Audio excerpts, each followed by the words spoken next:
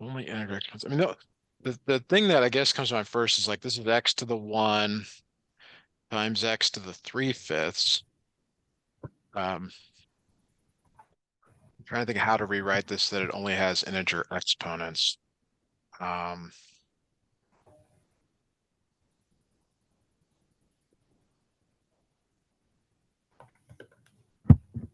you you have any idea here how to rewrite this? I've drawn a blank. How to actually do I have this? no idea. Okay. I have no idea, but Um, we are going over stuff in class like before the test. So if you don't get it, so it's totally fine. I the can just the ask my uh teacher. I don't know why they want you to do this. I mean, it's sort of like there's something I'm missing here that is probably obvious to someone who wrote this question, but once you rewrite it with integer exponents, I guess the idea is it's not as difficult to take the derivative of this. Hmm. Only integer exponents. The other thing you could do, let me show you this other thing. 'Cause maybe this is what it's if you take the natural log of both sides, you get 8/5 the natural log of x. And now it only has integer exponents. I kind of think this is where you're at. Um, does this look at all familiar to Probably. you think? What's that? I don't think we've done any problems like this before. So Okay. I think that's why I'm like confused.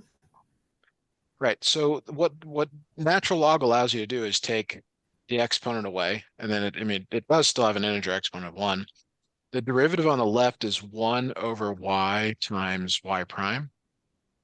And on the right, it's 8 over 5 times 1 over x, like that. And then your derivative here, your y prime, is equal to 8 over 5 times 1 over x times y. Y is the x to the 8/5 power. So you would put this back in, y prime equals 8/5 times 1 over x times x to the 8/5 power. This is to the power of 1 down here. So it's Okay. 8/5. This is all just algebra, like cleaning it up, over x to the 1. The 1 is really 5 over 5. So you can subtract. You can say, okay, it's really x to the 8/5 minus 5/5, which is x to the 3/5. And then you're just bringing this coefficient down, which, I mean, you already know. Yeah. So I don't know. So I mean, okay. and that show that it's a show that this is equivalent to what you get using the power rule directly. Well, you already know you bring I mean, that's why this is so weird. You just bring the exponent down and subtract 1 from the exponent. Okay.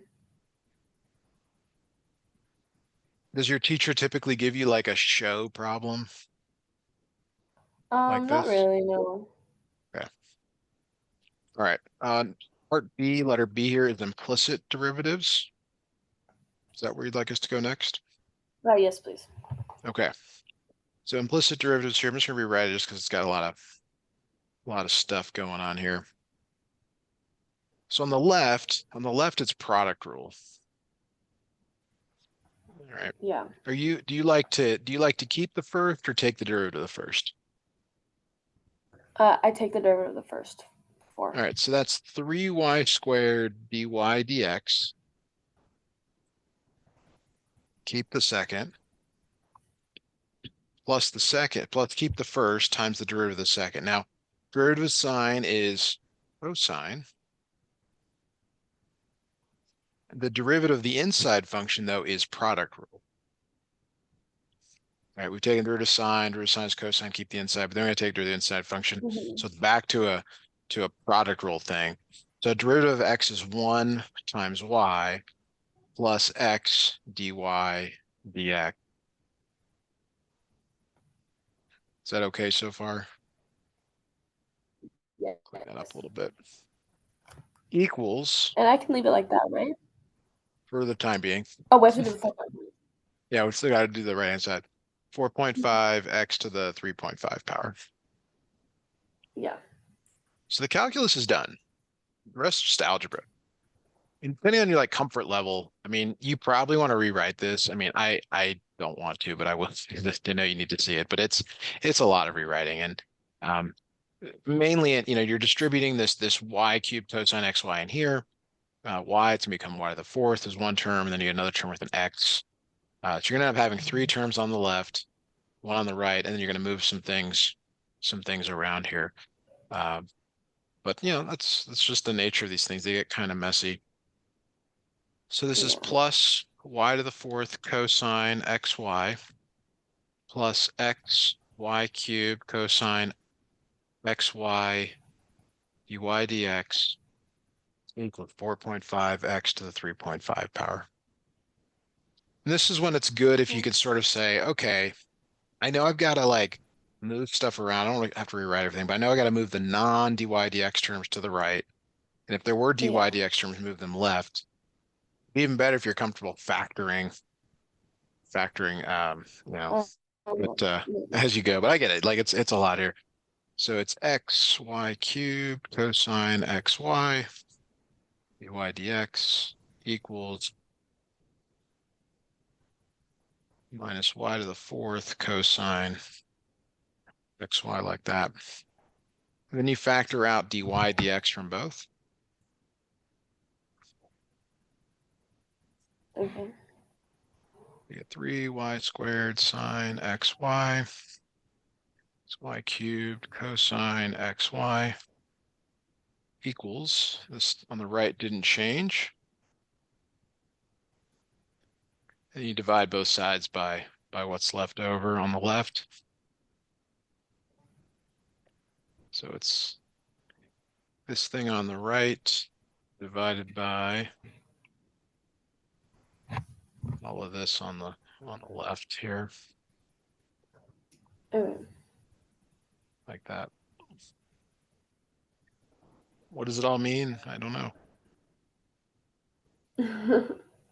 Really doesn't mean anything. I mean, it's just a whatever. It's just an awful, you know, implicit. Or you'll get like one of these Yeah. on the multiple choice in the AP.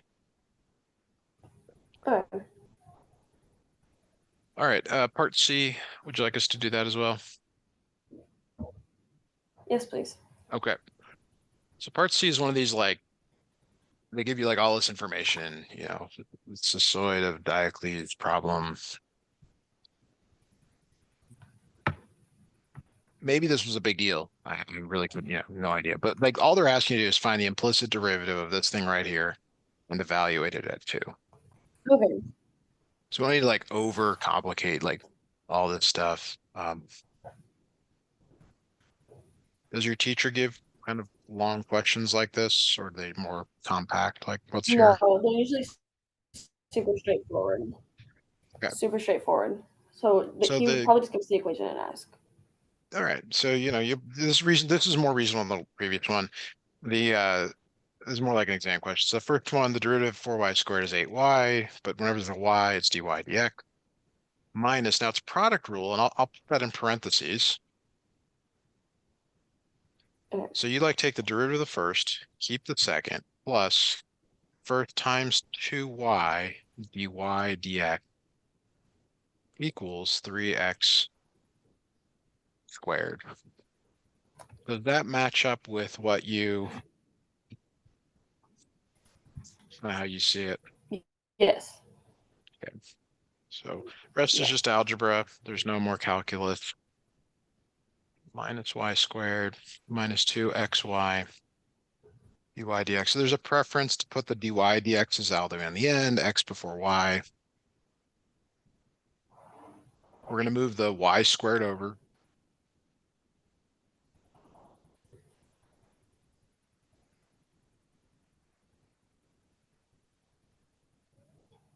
Okay. And then factor out a dy dx and then divide by everything.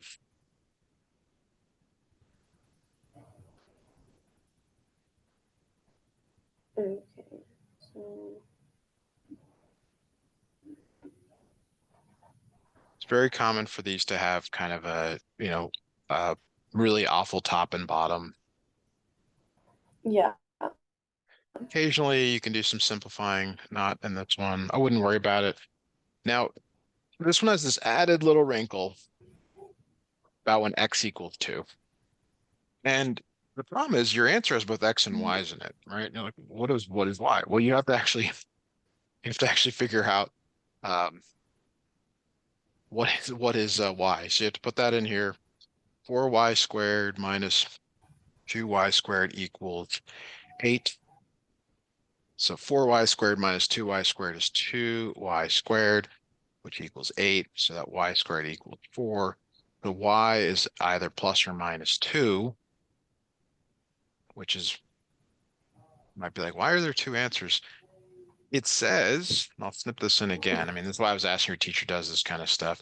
Um, it says right here, show that your answers are reasonable. They're basically saying like, make sure like you don't have a problem here. So you have a problem when the bottom is 0. And maybe it's the case that one of them is a problem. So you've got to try 2, 2, and 2, -2. It actually looks like it's okay. Okay. Yeah, and But if the bottom equals 0, then it's not reasonable. I guess I don't like the wording here. Reasonable is like a different It's just class not a altogether. answer. Yeah, I would think, so there's, and it's not that it's like undefined. It's just that the derivative is infinite, which means it could be a cusp. Like it's actually not that, it's not unreasonable. It's just the Um, nature of these things. So let me try the first. 3 times 2 squared plus 2 squared over 8 times 2, 2 times 2 times 2. So your top, you get 12 plus 4 is 16. Your bottom is 16 minus 8, which is 2. That's okay. The only difference with this -2 appears to be on the bottom.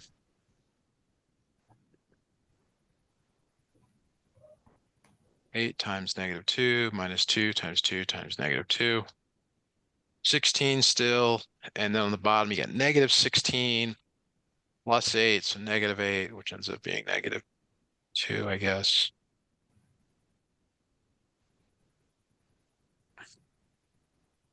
so they both work, right? I guess, yeah. I mean, Okay. is there a double I? I mean, that was a single I. Is there a double I? Um, there are, but I know how to do those ones, so Okay. it's all good.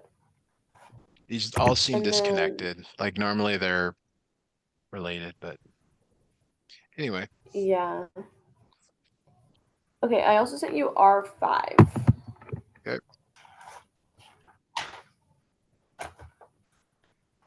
R5 or 5 or 5 or And 5. Okay. it's just using like the 1 over square root of like 1 minus x squared or whatever they are, like whatever it is. Yeah, it depends on But the, for like, yeah, like it depends on the, yeah, so this one is the derivative is 1 over 1 plus x, but x refers to what's inside parentheses. That's your like x. And then you have to multiply by the derivative 3 of the inside okay. function. Okay. I was mostly focused on the double I and the triple I Okay. because like they're So in the parentheses and like yeah, that's that's just how they different go. notation. It still means derivative for number 2. Um, Okay. so I actually have no idea what this is without looking it up because I don't have any reason to remember this anymore. But it's a solid one. It's 1 over absolute value of x square root 1 minus x squared.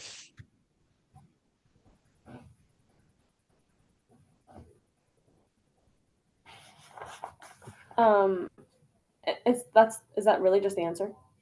Yeah, that's it. Because x doesn't have a value.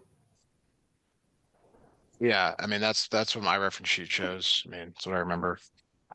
There is nothing Okay, else in here. Like if this were like 5x, it would be 5x inside the absolute value and 5 5x and here. 5. Yeah. Okay. Okay. Um, Wait, wait. The next one is, What about triple I? Because like, yeah, that one's got a little bit more to it. It's power rule followed by chain rule.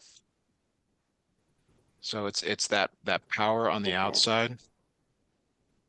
Like this is really u squared, where u is cosine inverse of x. And so your derivative, your c prime of x, is 2u to the power of 1 times u prime. So your derivative of this is 1 over negative 1 over the square root.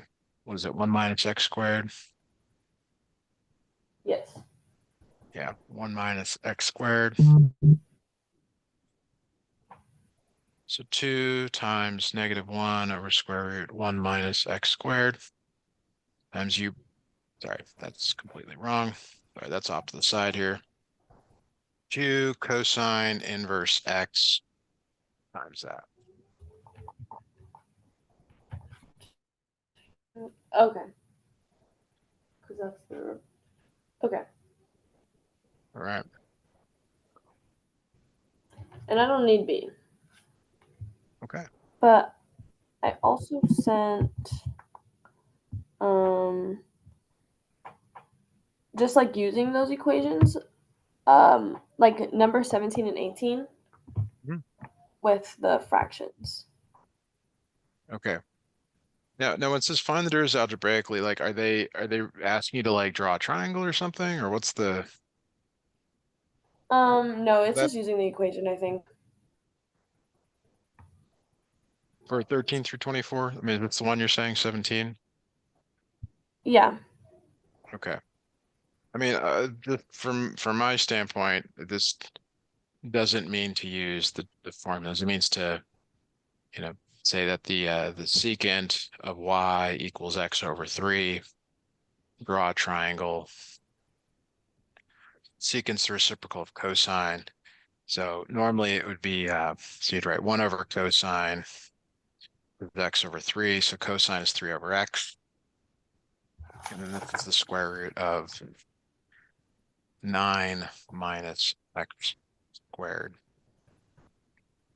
Or, sorry, square root of x squared minus 9. That's how I read this. Do you want me to stop? No, because I'm pretty sure now that you say that that we have done that before, Okay, so just and to that does back up make sense. here, whenever it's reciprocal, you do flip, so it's 3 over x, and then you have to find the third side. Okay. Okay, So so that's the third side, squared x squared minus 9. Um, now derivative, like the way to do this now is, okay, what's the derivative of cosine? What's the derivative of cosine? Well, um, or what are we doing here? We got to get to dy dx. So the derivative of cosine is minus sine y dy dx equals, and then this is really 3x to the minus 1. So this is minus 3 over x to the minus 2, which becomes like this. Is that okay? wait, how'd you get that? All right, I'll do it How'd you the other get the way. -3? Yeah. You bring the negative down, so it's negative 3x to the minus 2, Okay. like that. And then you just rewrite it as negative 3 over x squared. Next thing All right. here is we got to get sine minus sine y. So you divide both sides by minus sine y, which is a little weird. That just means it goes on the bottom here, like that. Okay. That's your dy dx. And then you go back to your thing. It's like, well, what is sine y? Sine y. Oh, I messed this up. Sorry. I put all this stuff in the wrong spot. It doesn't change the answer, but Yeah. that's the right spot. Sorry. Cosine's adjacent over hypotenuse. Um, so now sine y is uh, square root of x squared minus 9 over x.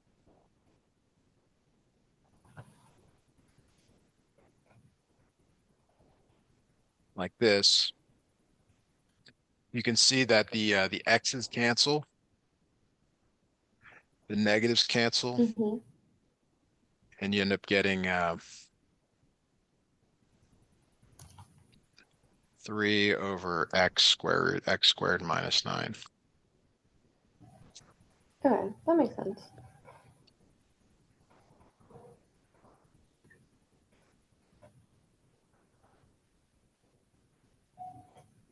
And there's, I mean, a bunch of these that you Okay. could do here if you were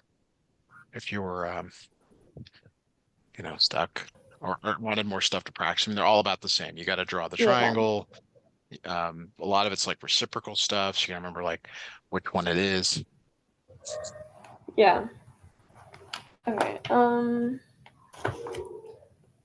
So only like one like 17 or 18 or 13 or 14, something like 15 or 16. I wouldn't put that in the category of like, while it could be done like this, it seems out of scope, but only you know your teacher to know if that's yeah. Okay. Let me see what else. Oh, what about like 23 on those? like I would not do this one with I would not start out, but we can do this. I mean, we obviously we can do, any problems you want here. It's the same idea. You got to identify the the triangle. So like if how would we even start this one? Um,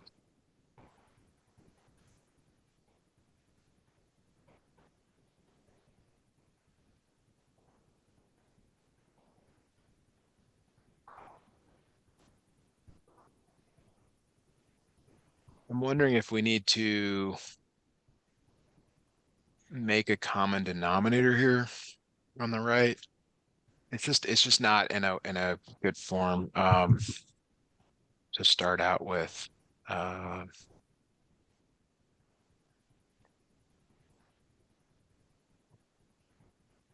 Square roots both sides. Yeah, I'm not entirely positive how to proceed on this. If we do the same thing we did in the previous problem, which is like take the sine of both sides, sine of v, and um, we end up getting. We can't get into that though. All right, let's. So if we just focus on this part, let's just make that theta. So sine of theta equals x, x over 1. So that's x over 1 square root of 1 minus x squared. So this becomes this right here is the cosine of theta right here. The Okay. cosine of theta is the adjacent over the hypotenuse, so it's the 1 minus x squared to the 1/2. Um, if we say that sine inverse of x is theta, so this ends up being theta, x ends up being sine theta. A little weird. Don't expect you to follow this.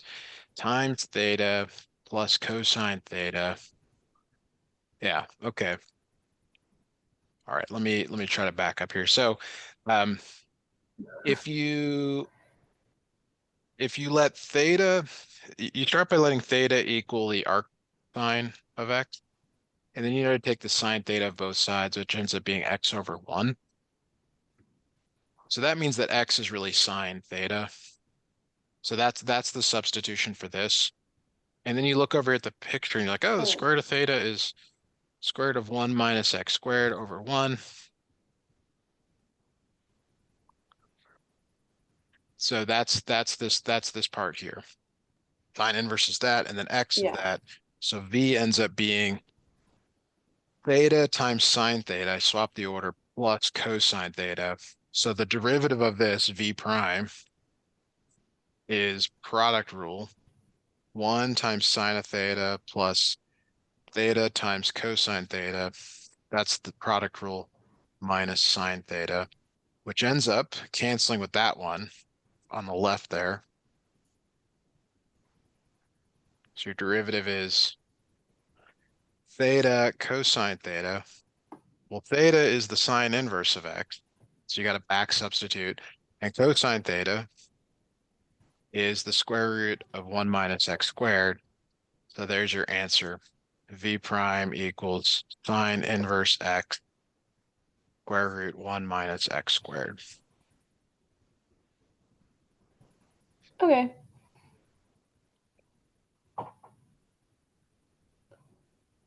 All right. Um,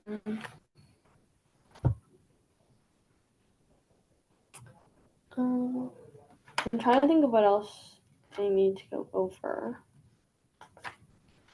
Um,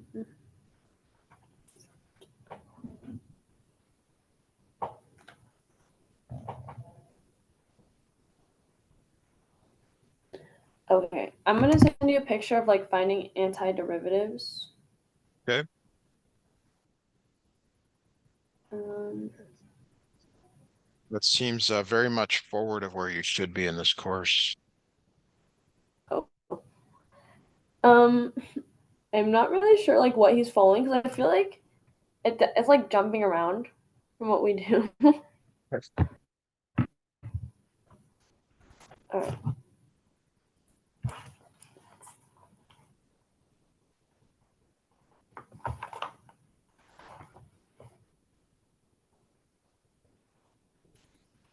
Okay. I sent you it. All right. So for 35, let me give you some like background information. Uh, they're they're a little bit out of scope here, but if your original function is sine, the derivative is cosine, then it's minus Mm-hmm. sine x, minus cosine x, and then it loops around like that. So when you're given a problem, um, you're either going forwards or backwards. Like and Okay. like a problem here might be like they give you, we'll get to these in a moment, but like they might tell you like y is the sine of x. What is the 400th derivative of y? So like Oh, that's the first derivative, second derivative, third derivative, fourth, fifth, sixth, seventh, eighth. You start seeing a pattern here. yeah. Um, and he goes, as far as you need till you see it. But you notice that um, when you divide this number by 4, Yeah. so the answer is sine x. Okay. But the way this also works is Okay. I don't have to give you the first position. Like I could tell you that y is minus cosine x, and I want the 31st derivative of that. Okay. So that sine x is the first derivative, second derivative, Okay. third derivative, fourth derivative. It's the same thing. You just have to figure out where you're like indexing into this list. Have you seen that before? Yeah. So you could count, Yeah. but eventually you're like, okay, it's 28, 29, 30, 31. It's minus sine x. Okay. Okay. That You, makes sense. you you sort of need to understand that to do this next part, which is antiderivatives are going the other direction. So these are the derivatives. And then if you want to go this other way, it's antiderivatives. Yeah. All right. So part A, it says y prime equals cosine x. Where did that come from? Well, it came from going up.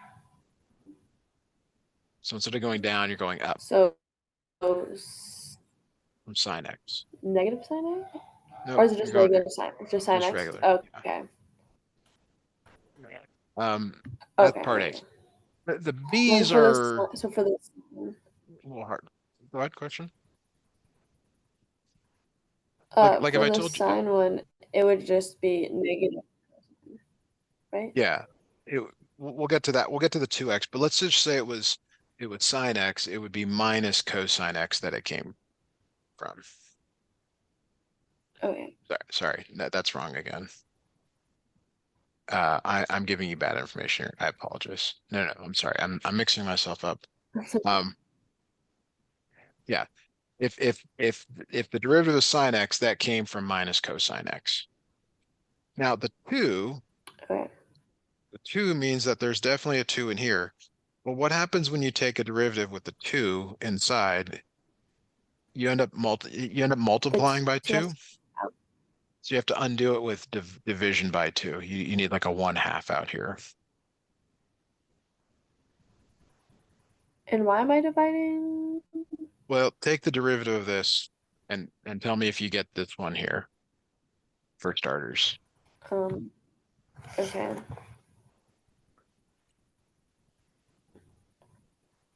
Yeah, we do. Yeah. So it's because normally you multiply, so you undo it with division. So rather than like go into that D, or B, let's do another one of these. Let's say y prime is cosine 3x. What would y be? Um,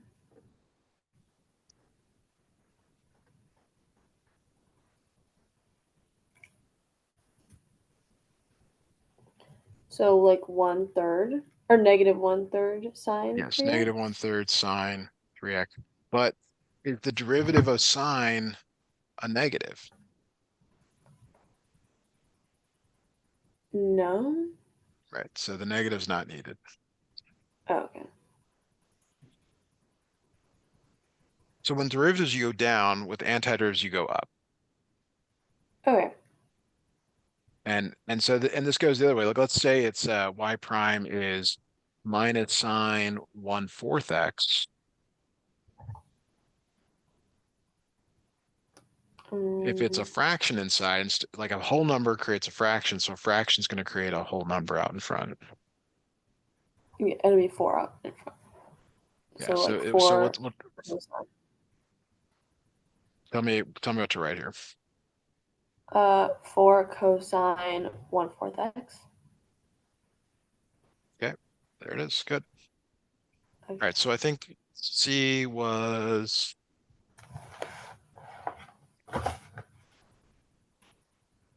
sorry, it's like not there. Let me get that real quick.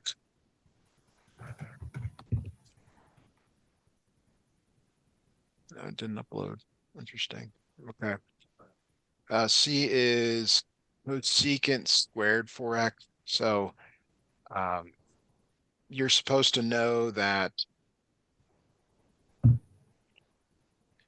the derivative of cotangent 4x, it's like you're supposed to know that these are related, kind of, except for Yeah. there's this part here to deal with. So it's like you're figuring out what original function's derivative is this, but you have to deal with the chain rule part. So normally you would multiply by 4, but there's no 4 here, which means you have to divide by 4. Okay, that makes sense. So let's just say you were given minus secant squared 2x, like that. Could you try to come up with the original function? Yes.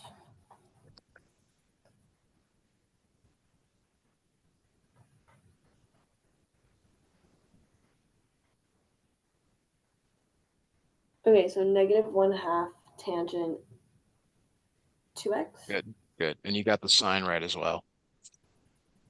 Actually, cotangent should have had a negative to go along with it, shouldn't it? Because cotangent is minus cosecant squared, so that should have had a negative. Yeah. All right. Yeah. Part B is secant tangent. Yeah.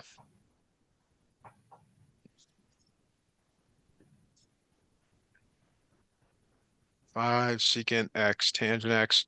So you're trying to say like what's derivative is a secant tangent? Secant? Yeah. Wait.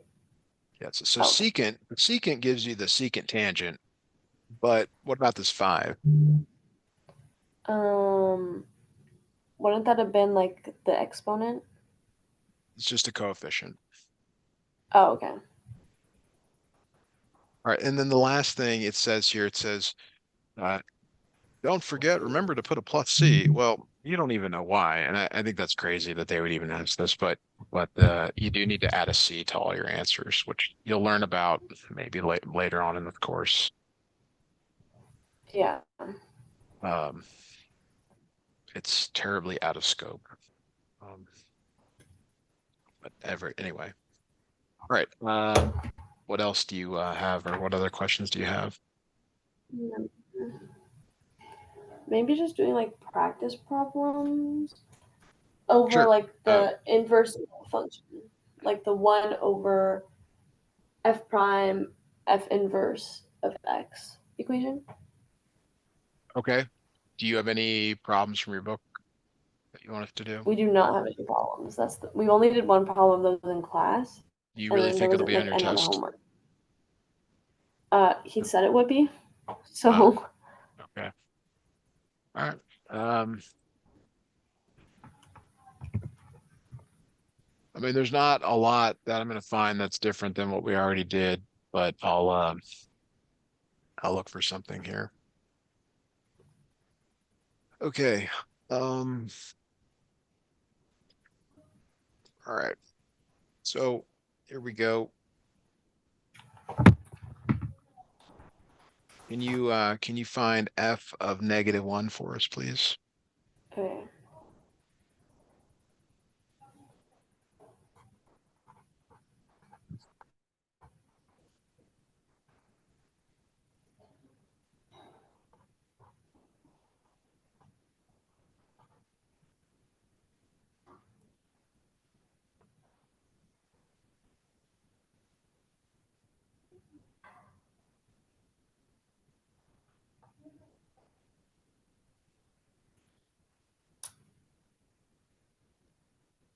Mm,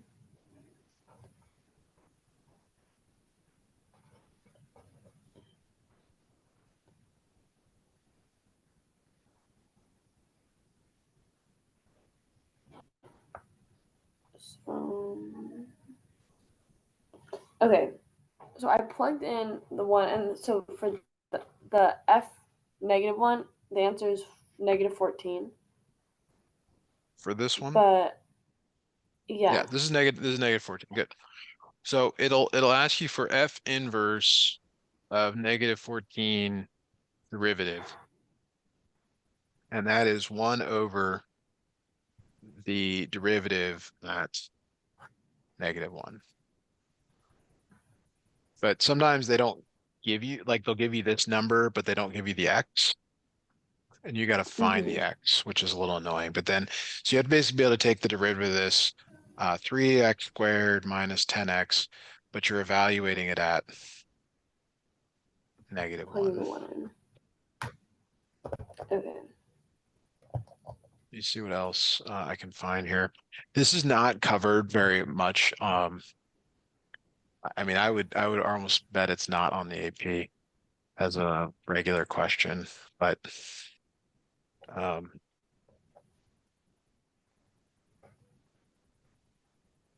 we can do another one. So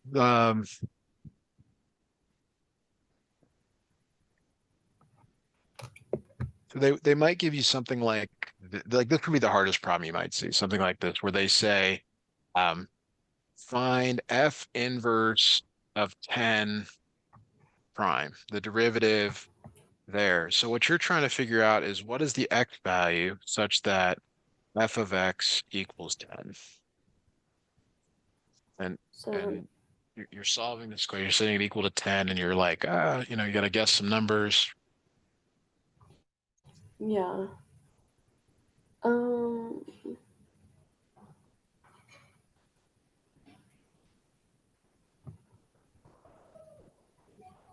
8 equals x cubed minus 7x. So how would I find that x value? Because I Yes. moved the 2 over, Well, so it'd be 8 equals yeah, it's x more cubed. like it's like a guess and check. You normally try values like 0, 1, -1.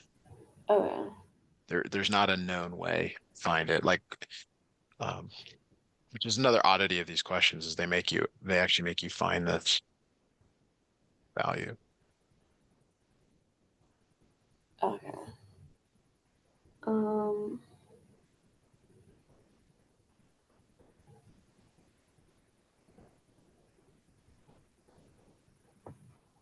um,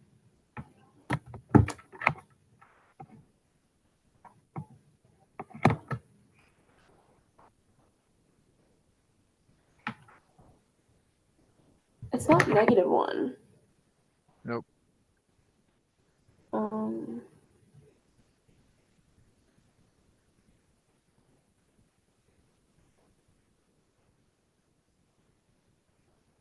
hmm.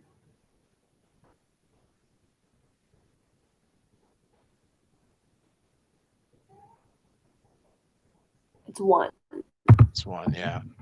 So that you need that one because that's where you know this is one over the derivative of prime of one.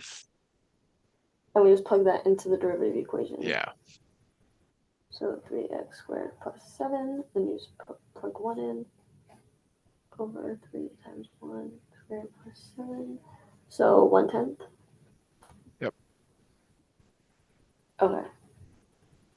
And I mean, like, they don't get a ton more difficult than that for you. Like, they're not going to get extreme. But Yeah. do you want another one? Are there any with like the trigonometric functions in it? They tend to not use those. They, Oh, that's audit. That would be a real oddity. And I guess they could. okay. Um, they could. But the problem is you can actually take an inverse of them. So um, I guess your instructor could do something like fx equals sine x cosine x, and then ask you where this is like um, uh, it would be like f inverse of 1/2 derivative, and then you have to figure out where is sine x times cosine x equal to 1/2. And so I just made this up, so Okay. I'll tell you it's where square root of 2 square root of 2, it's at like pi over 4. Sine of Okay. pi over 4 is like root 2 over 2, root 2 over 2. And then this is 1 over the derivative. So if the derivative of this is product rule, the derivative sign is cosine, cosine x plus sine x times minus sine x. And then you're evaluating it at pi over 4. So it's 1 over cosine pi over 4, cosine pi over 4 minus sine squared pi over 4. Okay. That makes sense. And I mean, I just don't see that the kind of thing you getting. yeah. Also, not everything has an inverse, and I actually chose one that doesn't, which is bad of me because this ends up being 0. Okay. Yeah, maybe someday on YouTube someone will comment, you chose something that doesn't have an inverse. All So right, if it a doesn't couple have an minutes. inverse, Well, if the I just made denominator, this up. I mean, I made this up. I can make it so this has an inverse, but I didn't choose the right yeah, point. Point. yeah, if the denominator is 0, is it just like undefined or like what is it? Yeah, yeah, it's undefined. Okay, perfect. And I do think that's it. So, Okay, test is tomorrow or the next day? tomorrow. All right. How do you feel heading into the exam tomorrow?